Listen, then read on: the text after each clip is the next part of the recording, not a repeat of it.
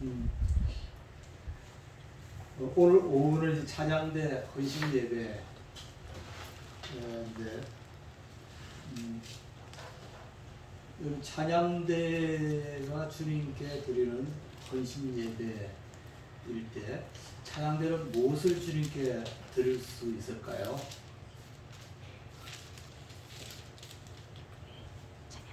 노래, 찬양입니다.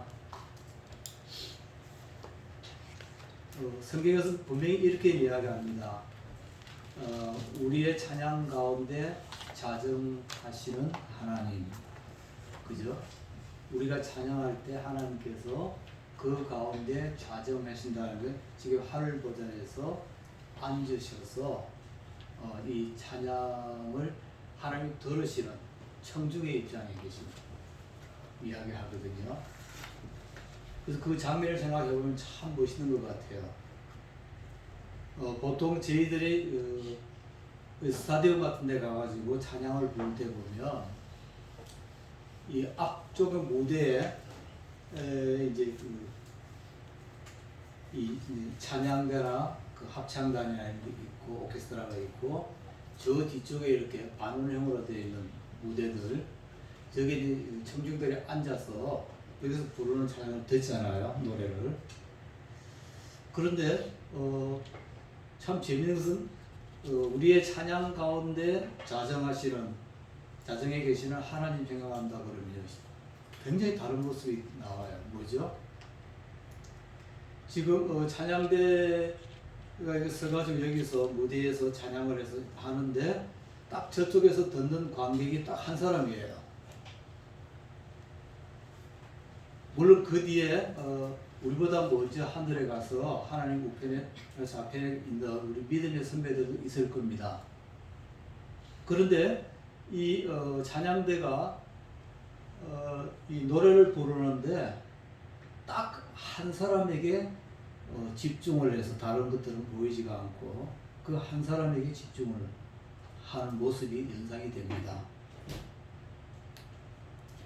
가끔 TV라든지 여러분 식당 가보신 분들 계실 텐데 테이블에 하나 있는 식당 있잖아요. 그 테이블을 왜 하나 두냐고 이제 주인에게 물어보면 그 테이블에 앉는 딱 그분만을 위해서 또는 그 가족만을 위해서 그 식탁을 준비한다. 이렇게 표현을 합니다. 근데 그 식탁 메뉴가 뭐 예를 들면 짜장면일 수도 있고, 그죠? 뭐 짬뽕이나 군만두일 수도 있고, 한식일 수도 있고, 또는 스파게티일 수도 있고, 다양하게 있을 수가 있어요. 그러나 중요한 것은 그 자리에 앉는 그 한 사람을 위해서 그 식당이 그 순간에는 존재한다는 거죠. 찬양대가 드리는 헌신 예배라고 하니까 저는 이 장면이 떠올랐어요. 지금 여러분들이 여기가 무대라고 했을 경우에 이제 관람석이라고 한다 그러면 여기 딱 앉아 계신 이 한 분을 위해서 여러분이 그 시간은 그분을 위한 것으로 드립니다. 네. 멋있죠? 네. 이 장면이 또 내가 그 자리에 앉아서 얼마나 더 기분이 좋겠어요. 그죠? 그래서 이 성경에서 표현하는 우리 찬양 가운데 거하시는 찬양 가운데 자정에 계시는 하나님이라고 했을 경우에는 이런 그림입니다. 저는 그래서 이걸 생각하면서 오늘 찬양대 헌신 예배라고 윤 목사님께 들었을 때 딱 첫 번째 떠오른 이 그림을 보면서 그러면 성경에도 동일하게 하나님이 한 사람 한 가족을 위해서 모든 힘을 다 쏟으시고 자신의 사랑을 보여주시고 그 한 사람이 또는 한 가족이 지금 관람석에 앉아 있고 퍼포먼스를 하시는 분이 하나님이신 사건은 없을까? 라고 생각을 해봤어요.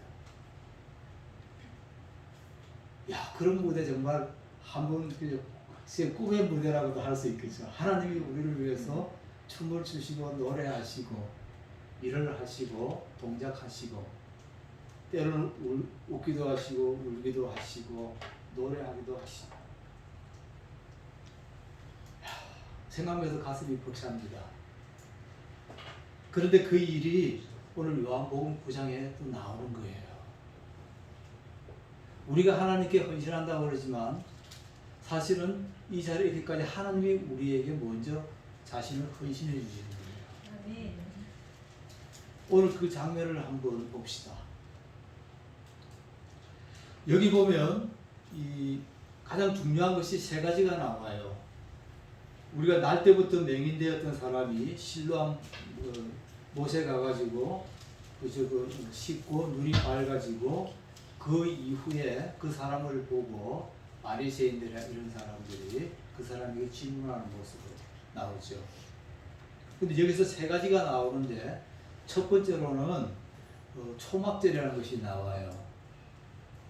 그리고 두 번째는 실로암 못이 나옵니다. 그리고 세 번째는 그 맹인의 간증을 통해서 예수님 앞에 서 있게 되는 그 세상 말로 하면 구경꾼들, 바리새파 사람들이 나와요. 자, 이 무대가 이렇게 되어 있습니다. 자, 여기서 먼저 1절부터 보면 이렇게 나오죠. 예수께서 길 가실 때에 날 때부터 소경된 사람을 보신지라. 누가 봤다고요? 예수님이 먼저 봤습니다. 제자들이 물었습니다.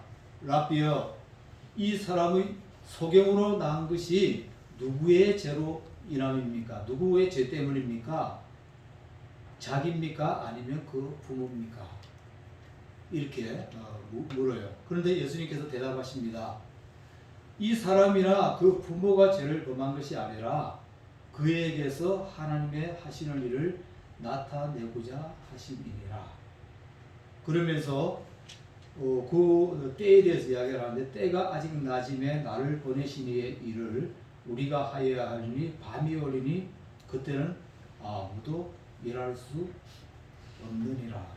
이렇게 했어요. 자, 여러분, 지금 이 장면이 먼저 나옵니다. 이 날 때부터 소경인 사람을 누가 먼저 봤다고요? 예수님이 먼저 보셨어요. 성경에서는요, 고침을 받은 사람들이 크게 두 부류로 나와요. 예수님께 보면. 바디메오 같은 사람들은 먼저 예수님께 고쳐달라고. 그리고 혈병 앓았던 여인도 마찬가지고. 그리고 백부장의 그 종으로 일했던, 하인으로 일했던 사람들. 그 백부장이 먼저 예수님께 청하고. 그래서 이렇게 첫 번째 부류의 사람들은, 치료받은 사람들은 그들이 먼저 예수님을 보고 듣고 예수님께 나아오는 사람들이에요. 근데 또 다른 부류는 뭔가 그러면 이 사람들은 전혀 예수님을 찾지도 않고 관심도 없었는데 예수님이 찾아간 사람들이에요. 그 사람들 중에는 누가 있냐 그러면 그 나인성 과부의 사건 아시죠? 그 아들 하나 남편 죽고 아들 하나 남았는데 그 아들도 죽었을 때 마을 사람들이 불쌍해서 장례식을 치른다고 데려오는데 그 사람 저 앞에서 예수님이 자기들 쪽에 다가와도 관심도 없던 사람. 그리고 오늘 여기 나오는 태어나면서부터 소경이었던, 요즘 이러면 시각장애인이었던 이 사람과 그 가족. 예수님을 먼저 찾지 않았어요. 이런 사건들이 또 성경에 나옵니다. 자, 내가 정말 갈급한 마음으로 오늘 아까 5절에 설교했던 것처럼 주님의 얼굴을 구하고 주님을 찾게 갈급했던 사람들이 치료받는, 예수님을 만나는 사건도 있지만 예수님이 자신을 전혀 찾지 않고 관심도 없는 사람에게 찾아가시는, 그래서 제자들을 당황케 하셨던 때도 있었어요.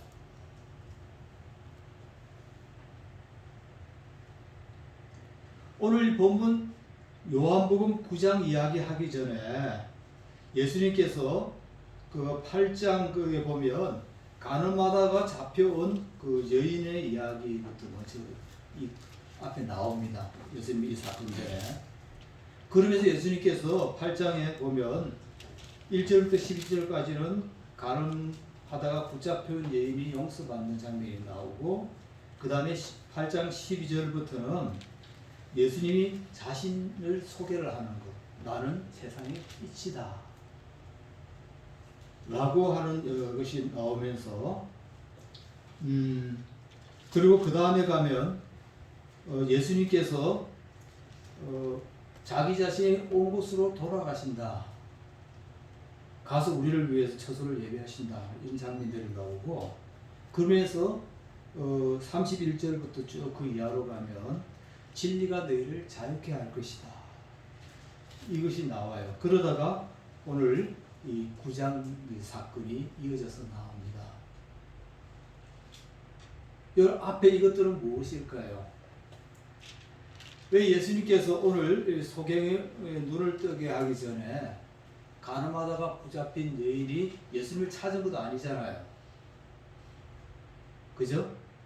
그런데 예수님께서는 그 자리에 계셨어요. 그러자 사람들이 예수님께 물었잖아요. 무엇이 더 큰 은혜일까요? 그것을 예수님이 이야기하세요.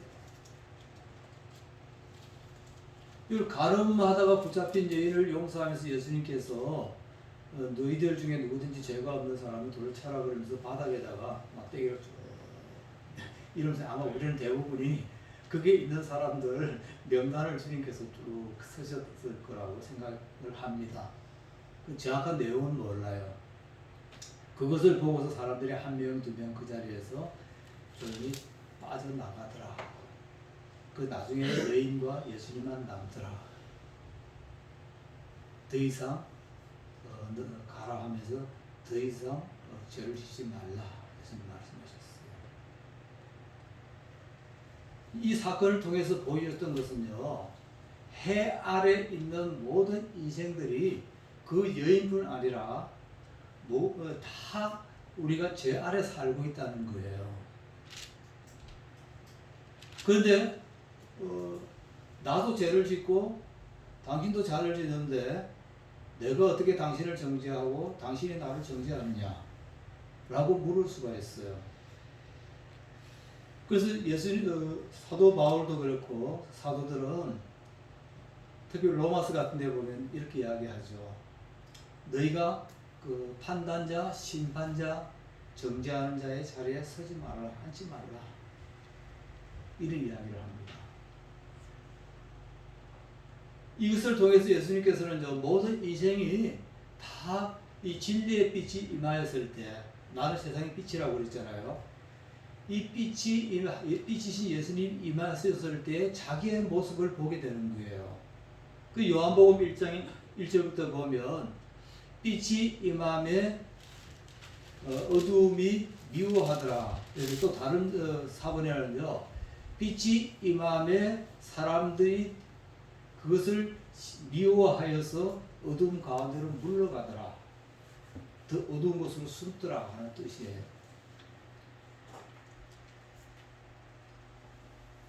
예수님께서 이 가늠한 여인을 건지시는 사건을 통해서 바로 그 빛인 내 앞에서 누가 자유로울 수가 있는가 라는 이야기하셨고, 그렇게 한 다음에 자기를 이야기해서 마지막으로는 진리가 너희를 자유케 할 것이다. 빛 가운데서 자신의 모습을 보고 자신이 얼마큼 죄인인지를 인정하는 그 사람 가운데 빛으로 온 나를 통해서 진리의 성령이 임함으로 그 진리의 영을 통해서 너희가 진정한 자유를 얻을 것이다. 이전에는 영적 소경에 있던 너희가 이제는 육적인 소경에 있던 너희가 이제는 영적인 눈을 뜸으로 이제는 영적인 자유자가 될 것이다 라는 뜻입니다. 오늘 이 구절에서는 그렇게 하면서 이제 구절 이야기가 나오는데, 사람들은 쉽게 이야기합니다. 현상을 앞에 딱 두고서 봤을 때 이 지금 이 사람이 이렇게 된 것이 그 세상 말하면 자박입니까? 자기가 지은 죄에 자기가 심판을 받는 겁니까? 아니면 그 부모가 잘못했는데 자식이 저주를 받아가지고 이 모양 이 꼴이 되었습니까? 뭐 이런 말에 요즘 표현을 하자 그러면. 근데 예수님께서는 그것이 아니라 그에게서 하나님의 하시는 일을 나타내고자 하심이라. 즉 이것을 통해서 하나님께서 영광을 받으실 것이다 라는 이야기예요. 그런데 똑같이 예수님께서 앞에서 이야기했던 가난한 여인이 용서받는 사건 이후에 나는 세상의 빛이라 라고 이야기했던 것처럼 동일하게 이야기하세요. 때가 아직 낮임에 나를 보내신 이의 일을 우리가 하여야 하리라. 밤이 오리니 그때는 아무도 일할 수 없느니라. 내가 세상에 있는 동안에 세상의 빛이로다. 아멘.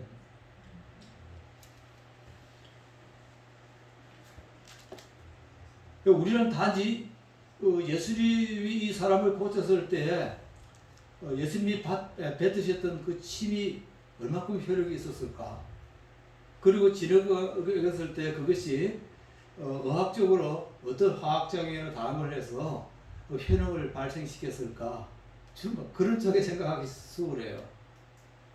그런데 예수님의 말씀의 핵심은 그것이 아니고 이 사람이 눈을 뜨는 것을 통해서 비로소 영적인 눈이 열림으로 내가 누구인가를 보게 될 것이다. 그 일을 위해서 내가 왔다 하는 거죠. 그러면 눈이 열리면 뭐를 알게 되죠? 진리가 무엇인지를 깨닫게 되고 그 진리대로 사는 것이에요. 그런데 우리는 이게 그 육체적인 그 연약함이 치료받는 사건으로 출발했던 것이 예수님의 자기 표현에 의해서 갑자기 확 바뀌는 거예요. 저희들이 예수를 믿게 되었을 때 다양한 방식으로 예수를 믿었을 겁니다. 모태에 있을 때부터 부모님의 기도 가운데 우리가 하나님을 모태에서부터 만나고 세상에 나왔을 수도 있고, 또는 심한 질병을 앓다가 치료를 받아서 그래서 우리의 치유자 되시는 예수님을 만났을 수도 있고, 또는 특정한 사건이나 사고를 통해서 하나님이 보여주시지 않으신다 그러면 내가 살아있을 수 없었던 그런 체험이 있을 수도 있고요. 아니면 우연히 지나가다 들었던 그 찬양 소리나 또는 친구의 초청이나 또는 교회 주일학교 선생님의 여름 성경학교 소청, 이걸 통해 가지고 그냥 재미삼아 교회를 와봤는데 와보니까 거기에 계신 예수님이 계시더라. 그래서 예수님을 만나게 된 경우도 있어요.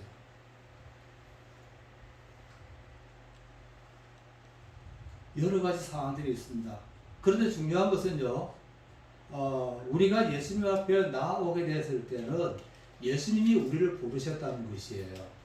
여러 사람들을 사용하신다 할지라도. 그런데 예수님이 왜 나를 부르셨을까? 이게 중요한 거예요. 하고 많은 사람들 중에서 왜 저와 여러분을 예수님께서 부르셨을까요? 왜 부르실 것 같아요? 보통 설교자가 질문을 던지면 청중들은 침묵을 합니다. 왜냐하면 A라고 답을 하면 B로 이야기하고 B라고 답을 하면 C라고 또 할까 싶어가지고 쪽팔리니까 이렇게 틀리면 어떡하나 그런 마음이 싹 잡혀 있는 거예요. 근데 저는 그런 의도는 아닙니다. 함께 생각을 해보자는 거죠. 이 질문을 던지는 것은 여러분에게뿐 아니라 제 자신에게도 던지는 질문입니다. 왜 예수님이 나를 부르셨을까? 왜 예수님이 여러분을 부르셨을까요? 각기 답이 다를 수도 있어요. 근데 분명한 사실 하나는요, 우리를 부르신 분이 예수님이시라는 것. 우리를 불렀던 그 자리에 가니까 예수님이 계셨고 거기에서 예수님을 보게 되었다는 것입니다. 그죠? 근데 실컷 오래서 왔는데 예수님이 안 계시면 어떻게 돼요? 잔치집에 오래서 갔는데 주인이 없는 경우가 똑같습니다. 초대장을 받는데 가보니까 신랑 신부가 없는 것하고 똑같아요. 주례자도 있고 다 있는데 신랑 신부가 없는 것 같아요. 자, 우리 인생의 잔치상의 주인은 예수님이세요. 이게 중요한 거예요. 우리가 어떻게 예수님께로 나오게 된 것이 중요한 것이 아니라 예수님이 우리를 불러주셨다는 이것이. 그래서 그 자리에 가보니까 예수님이 계시더라. 나를 부르신 분이 예수님이 내가 들어올 때 예스 그래 어서 오너라 기다렸다 왔네 하면서 내 이름을 불러주시더라. 그거죠. 재밌는 것 하나가 있습니다. 그 8절에서도 보면요, 예수님이 나는 세상의 빛이라 그러면서 예수님을 만난 사람들이 그 빛을 통해서 진리로 자유롭게 된다 그러면 뭐를 고백하냐 그러면 딴 거는 모르겠는데 예수님께서 하늘로부터 오셨고 그리고 또 예수님께서 하늘로 돌아가신다. 즉 그분이 어디서부터 온 것은 분명히 안다는 것입니다. 우리가 예수님을 만나기 전에는요, 참 인간 예수는 참 매력적이세요. 그죠? 정말 매력적이세요. 뭐 예를 들면 잘생긴 영화가 뭐 브래드 피트라든지 뭐 숱한 사람들이 있어도 그분들보다 더 예수님이 매력적으로 생기셨기 때문에 매력적인 것이 아니라 기가 찬 것은 우리가 예수님을 만나고 보니까 예수님이 하늘로부터 오신 분이더라. 그분이 여기 내 앞에 계시더라는 거예요. 하늘에 속하신 분이다. 하나님께서 이 자리로 보내셨더라. 그걸 이야기하고 있습니다. 오늘 이 예수 믿은 이 소경이 예수님께서 내가 세상에 있는 동안에 세상의 빛이다. 그래서 아직 때가 낮이기 때문에 나를 보내신 이의 일을 우리가 해야 하는데 밤이 오면 아무도 할 수 없다. 라고 이야기하신 다음에 실로 땅에다가 침을 탁 받으시고 진흙을 이겨가지고 그 눈에다가 툭툭 붙이세요. 양쪽 눈이 다 안 보였을 것 아닙니까? 세상 말로 하면 침 뱉어가지고 진흙을 이렇게 더럽죠. 아무리 명의가 그렇게 한다 그래도 그 남한 장군처럼 그 일부 본분에 들어가라 씻으라 그랬는데 안 믿으셨잖아요 처음에는. 근데 믿고 들어가서 씻었더니 그 어린아이 살처럼 깨끗해진 거예요. 그런데 이렇게 하니까 이 사람뿐 아니라 그 부모들 옆에 있었을 것 아닙니까? 저기 바르신데 저걸 받아마라. 그런데 바르신 대로 그냥 순종하고 있었어요. 발랐고 그러면서 그 다음에 예수님께서 저 실로암 못에 가서 씻으라 이렇게 했어요. 그랬더니 그곳에 가서 실제로 씻으니까 눈이 밝아졌어요.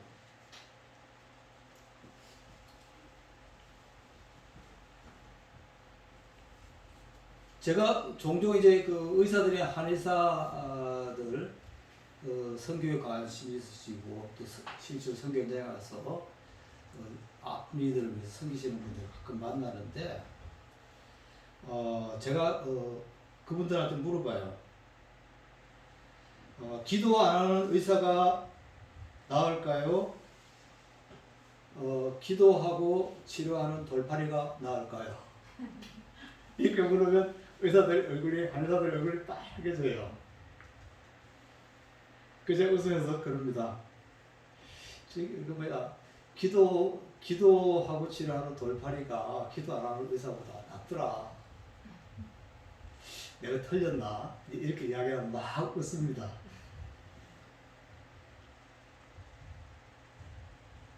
여러분, 여기서도 예수님께서 그 침을 뱉으시고 진흙을 이겨서 눈에 붙여줬다는 게 중요한 것이 아니고요.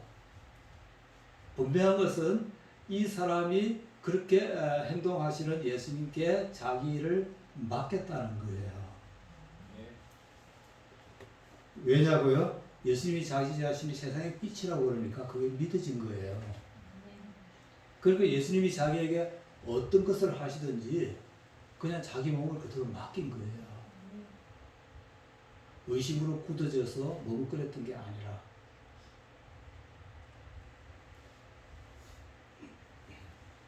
그러자 이 거린이 이제 이 어떤 사람들 눈이 안 보여가지고 이게 늘 구걸하고 하는데 이 사람을 보면서 이제 주위 사람들이 와가지고서 물어보기 시작하잖아요. 어떻게 눈을 떴느냐.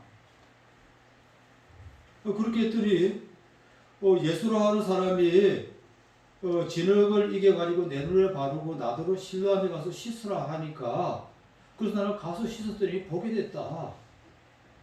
그래서 그 사람은 무슨 그럼 그 예수 어디 가냐? 몰라. 눈을 떠서는 그냥 안 계셨어요. 근데 재밌는 것은요, 13절 이하에 보면 보게 된 맹인하고 그 옆에 있는 이스라엘의 그 종교 선생들, 지도자였던 바리새인들과 대화하는 장면이 나와요.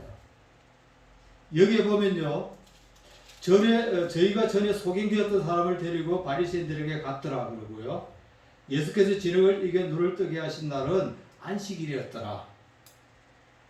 안식일이었대요. 아무 하기도 하지 못하게 하는. 그러므로 바리새인들도 그 어떻게 보게 된 것을 묻게 된 거죠. 그렇게 이 사람 가로되 그 사람이 진흙을 내 눈에 바르며 내가 쉽게 보게 되었습니다. 라고 거린의 대답이 있었어요. 그런데 바리새인 중에 어떤 사람이 말하기를 이 사람 예수가 안식일을 지키지 아니했으니까 하나님께로서 온 사람이 아니다. 안식일을 안 지켰다고 예수님이 하나님으로부터 온 사람이 아니다. 라고 먼저 이야기했어요. 또 어떤 사람은 죄인으로서 어떻게 이런 표적을 행하겠는가? 막 자기들끼리 막 의견 다툼을 합니다. 그러니까 17절에 보면 이에 소경되었던 자에게 다시 묻습니다. 자기들끼리 답이 안 나오니까. 그 사람이 내 눈을 뜨게 하였으니 너는 그를 어떤 사람이라고 생각하느냐? 라고 물었어요. 여러분, 제자들을 예수님께서 훈련시키시고 난 다음에 전도하러 보내셨잖아요. 그래 갔다가 이제 돌아와서 전도복음을 받는데 예수님께서 제자들을 물으세요. 사람들이 나를 누구라 하더냐? 물었을 때 어떤 사람들은 엘리야라고 그러고 어떤 사람은 선지자라고 그러고 뭐 다 답이 달랐어요. 그때 예수님께서 제자들에게 물으셨어요. 너희는 나를 누구라고 하느냐? 제자들에게. 그러니까 베드로가 답을 했죠. 예수님이 그리스도시요 살아계신 하나님의 아들이십니다. 똑같은 거예요.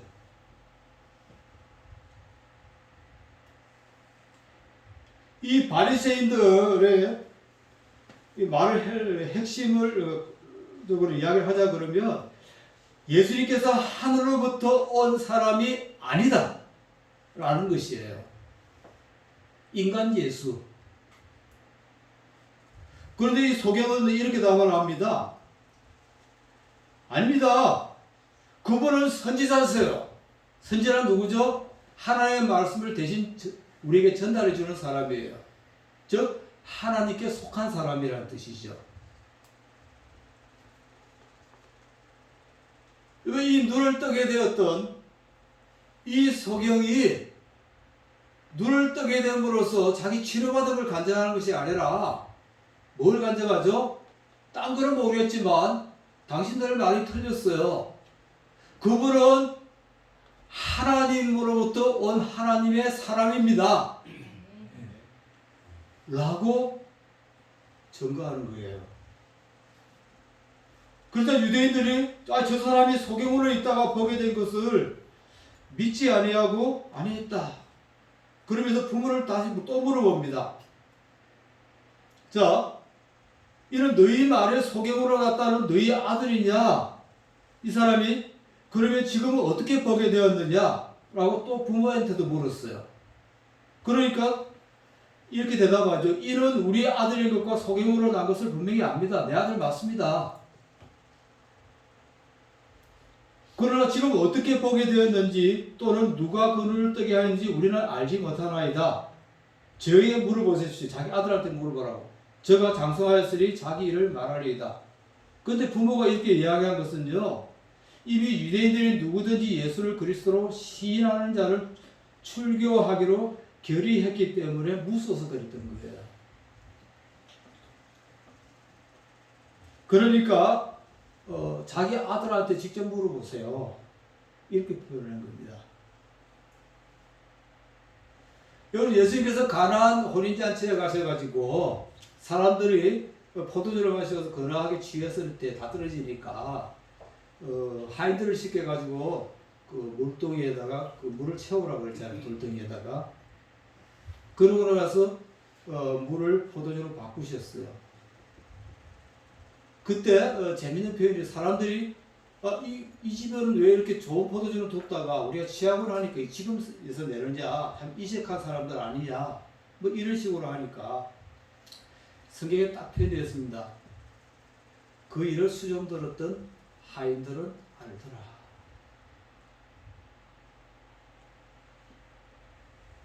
그대로 했잖아요. 하인들은 알더라. 동일한 말입니다. 치료를 받은 내 아들은 자기 치료받은 게 자기가 압니다. 그러면 아들의 말을 믿으셔요. 하는 뜻이죠.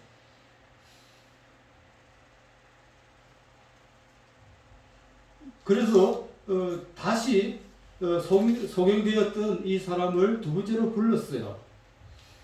너는 하나님께 영광을 하나님께 돌리라. 우리는 저 사람이 죄인인 걸로 안다. 예수님이 또 그걸 표현한 거예요. 영광을 하나님께 돌리는데 예수님이 죄인이라는 거예요. 그러자 그가 죄인인지 내가 알지 못합니다. 그러나 한 가지 아는 것은 내가 소경으로 있다가 지금은 보고 있다는 사실입니다. 그래서 이 사람들이 내게 무엇을 하였느냐? 어떻게 내 눈이 뜨게 되었느냐? 또 묻습니다. 몇 번 질문하는 거잖아요. 안 믿어지니까 소경이었던 사람이 말 실수할 때까지 지금 물고 늘어지는 것 같아요.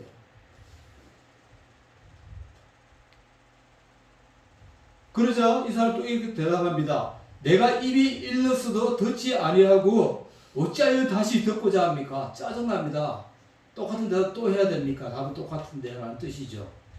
당신들도 그 제자가 되기를 원해서 지금 물어보는 겁니까?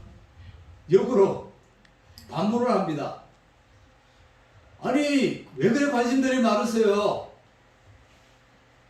당신들도 나처럼 예수님의 제자가 되고 싶으세요? 기가 찬 역질문이죠. 그러니까 뭐라고 그럽니까? 저희가 욕을 하여 가로되 이릅니다. 너도 그의 제자냐? 우리는 모세의 제자다. 하나님이 모세에게 말씀하신 것을 우리가 알지만 이 사람이 어디서 왔는지 우리는 모른다. 여러분, 우리가 어떻게 예수님께 나와서 예수님의 제자가 되는지 우리가 알 수 있고 모를 수 있어요. 제일 치명적인 그 약점을 가진 사람이 누구예요? 모태신앙들 아니에요. 모태에서부터 믿었으니까 물어보면 논리적으로 설명을 못하겠어요. 내가 모르지만 분명한 것은 예수님이 나를 부르셨다. 예수님 때문에 내가 예수님을 지금 믿고 있는 거다. 내가 그거를 분명히 말할 수 있다. 예수님께서 하늘에서 오셨다. 그래서 오신 하늘로 가시고 나중에 우리를 부르실 거다. 나 그거는 안다. 이 모태신앙들이 해줄 수 있는 답이 이거예요. 자꾸 믿지 마라. 짜증난다. 나도 모른다. 그건 아닙니까? 자, 그러니까 이게 참 곤란한 거예요. 그래서 이 사람이 이렇게 이야기합니다. 33절에 보면 이 사람이 하나님께로부터 오지 아니하였으면 아무것도 할 수 없으리라. 그러자 이 사람들이 더 이상 이렇게 물어도 답이 안 나오니까 네가 우리를 가르치려고 그러냐 하고 내어쫓습니다. 이 재밌는 거죠. 이 소경으로부터 있다가 눈을 뜬 사람이 나도 아는데 왜 너희는 그걸 몰라? 지금 이렇게 이야기하고 있는 거예요. 나도 아는데 멀쩡한 왜 너희들은 몰라? 난 이해가 안 된다. 여러분 예수 믿고 나면 제일 이해 안 되는 게 하나가 왜 복음을 전하는데 저 사람은 복음을 예수님을 믿지는 않지? 도무지 이해가 안 돼요.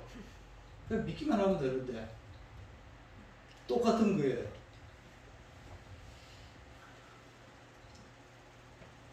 이 복음은요 우리가 전하기는 하지만 복음이 들은 사람의 삶 속에서 어떻게 하나님의 구원의 능력이 되시는지는 우리는 몰라요.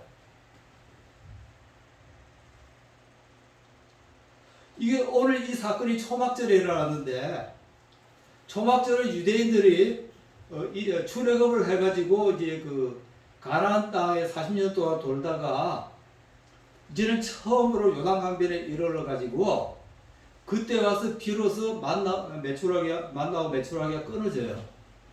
그러니까 그해 처음으로 자기들 손으로 농사를 지어가지고 가을에 하나님께 첫 열매를 드렸어요. 그것을 초막절이라고 그러는데 이 초막절을 관련해가지고 구약성경에 보면 그 스가랴서가 있어요. 스가랴서에서 이 초막절을 이렇게 표현을 합니다. 예루살렘을 치러 왔던 열국 중에 남은 자가 해마다 올라와서 그 왕 만군의 여호와께 숭배하며 초막절을 지킬 것이라.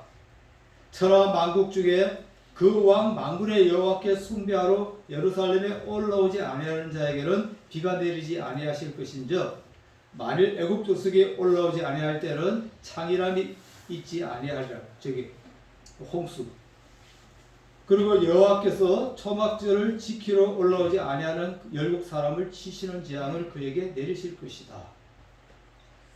이렇게 이야기하면서 예루살렘과 유다의 모든 소치 만군의 여호와의 성물이 될 것인즉 제사 드리는 자가 와서 이 소치를 취하여 그 가운데 고기를 삶으리라. 그날에는 만군의 여호와의 전에 가난한 사람이 다시 있지 아니하리라. 이 말은 뭔가 그러면 우리를 하나님께서 구원하셨는데 우리뿐 아니라 온 열방의 사람들도 이것을 보고서 우리에게로 나와서 우리가 믿는 하나님이 누구신지를 묻게 된다는 거예요. 당신을 구원한 그분이 누구신가? 그렇게 왔는데 이 사람들 가운데서 이스라엘의 재물이나 다른 하나님께 받았던 복이 탐이 나가지고 노략질하러 온 사람들, 하나님을 찾지 않는 사람들에게는 벌을 내리시고 하나님께 나와 함께 이스라엘 백성들과 더불어 예배에 참석해서 하나님께 예배 드리는 사람들은 복을 얻을 것이라는 뜻이에요. 이 예수님께서 이 초막절을 기념하는 이 기간 중에 마지막 날에 오늘 이 사건을 행하셨어요. 그러면서 이 말의 핵심은 뭔가 그러면 예수님께서 내가 세상의 빛이다. 그래서 나를 본 사람은 진리가 그를 자유케 함으로 그들 눈이 열려서 뭘 하게 된다고요? 하나님께 예배드리게 될 것이다. 나를 인하여서, 나를 통해서. 이 사마리아 여인에게 말씀하신 것과 똑같습니다. 성령께서 진리 가운데 너희가 하나님께 예배드리는 날이 올 것이다. 이게 핵심이에요.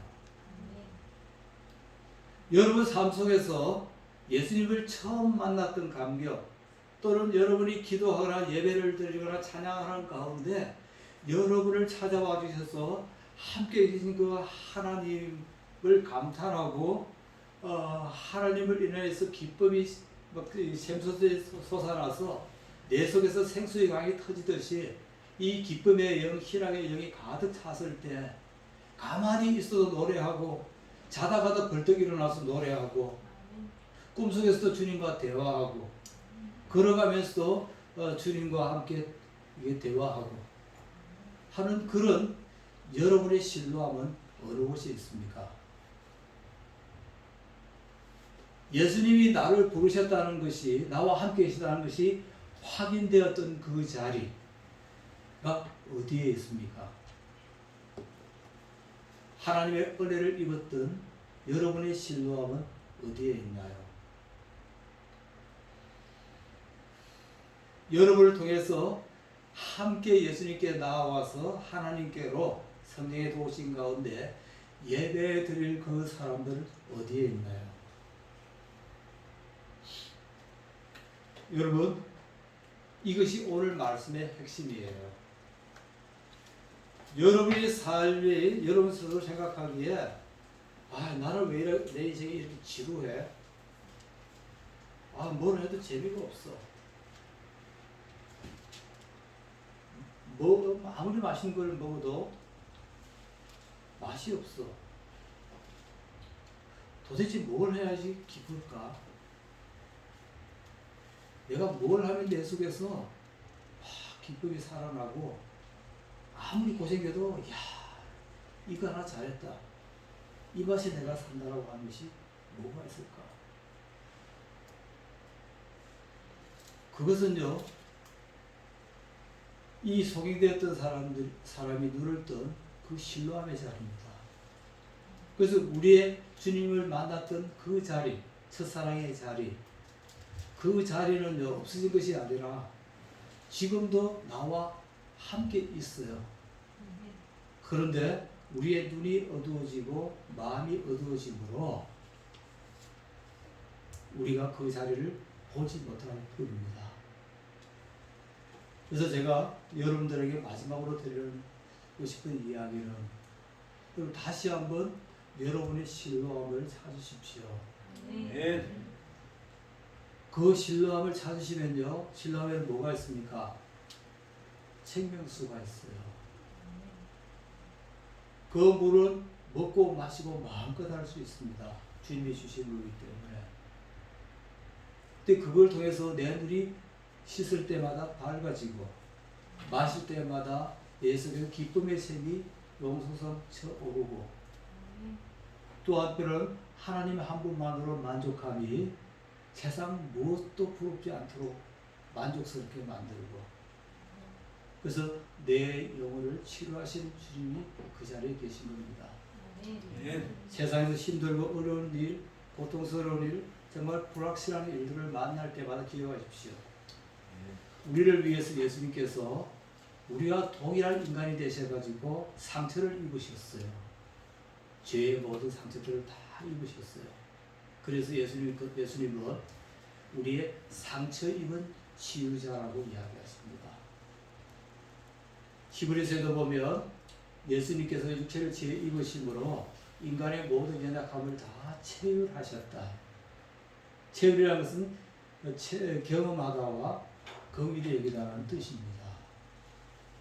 그렇기 때문에 예수님이 여러분과 함께 안 계신 것이 아니고